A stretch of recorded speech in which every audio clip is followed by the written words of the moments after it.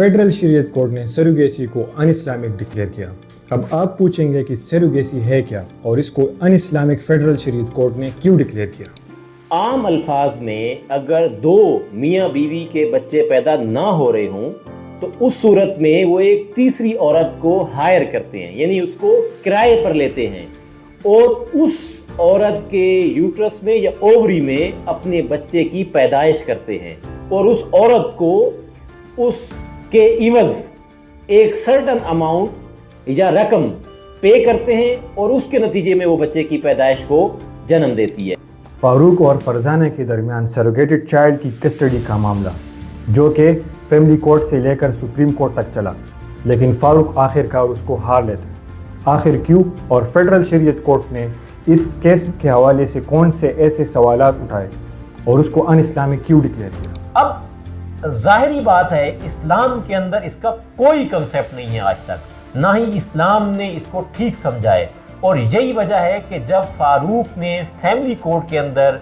सरोगेटेड child के हवाले से एक केस कस्टडी का फाइल किया तो ना सिर्फ वो अपनी फैमिली कोर्ट के अंदर इस केस को हार जाता है बल्कि सुप्रीम कोर्ट तक इस कस्टडी के केस को हार जाता है और आखिरकार ये मामला जाता है फेडरल शरीयत कोर्ट के अंदर, जहाँ पे फेडरल शरीयत कोर्ट के सामने तीन सवालात होते हैं। पहला सवाल ये होता है कि अगर इस्लाम के प्रिंसिपल्स को देखा जाए तो क्या किसी भी मुस्लिम खावंद के लिए या मुस्लिम मर्द के लिए ये इजाज़त है कि इस तरह के अमल में कुरान और सुन्नत से उसको इजाज़त दे देनी चाहिए। दूसरा क्वेश्चन जो फेडरल शरीयत कोर्ट के सामने था वो ये था कि अगर कुरान और सुन्नत के अंदर इसका कोई कॉन्सेप्ट मौजूद नहीं है और आप एक सरोगेटेड मदर को हायर नहीं कर सकते तो इस सूरत में क्या पाकिस्तान का कोई कानून मौजूद है। तो पाकिस्तान का भी कोई कानून इसके ऊपर कोई लेजिस्लेशन आज तक मौजूद नहीं है। तीसरा फेडरल शरीयत कोर्ट के सामने ये सवाल था कि अगर ना शरीयत के अंदर इसकी इजाज़त है ना कुरान और सुन्नत के अंदर इसका कोई हमें कोई मिसाल मिलती है और ना ही पाकिस्तानी कानून के अंदर इसके हवाले से कोई इजाज़त मौजूद है, तो इस सूरत में अगर कोई कानून मौजूद नहीं है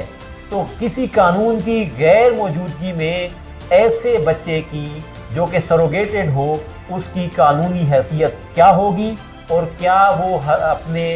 फादर के लिए या मियाँ बीवी के दरमियान ताल्लुक़ के बगैर जो एक बच्चा पैदा हुआ है उसको परमिट किया जाएगा या नहीं किया जाएगा। तो फेडरल शरीयत कोर्ट ने ये फारूक वर्सेस फरजाना नाहीद केस में एक प्रिंसिपल डिटरमिन कर दिया और फॉर एवर सरोगेटेड चाइल्ड को अन इस्लामिक डिक्लेयर कर दिया। अब हमारे सामने एक सरोगेटेड चाइल्ड की अन इस्लामाइजेशन के हवाले से एक गैर शरई, गैर इस्लामिक और इल्लीगल बच्चा डिक्लेयर्ड है जिसको फेडरल शरीयत कोर्ट ने इल्लीगल डिक्लेयर कर दिया। तो आखिर ये बच्चा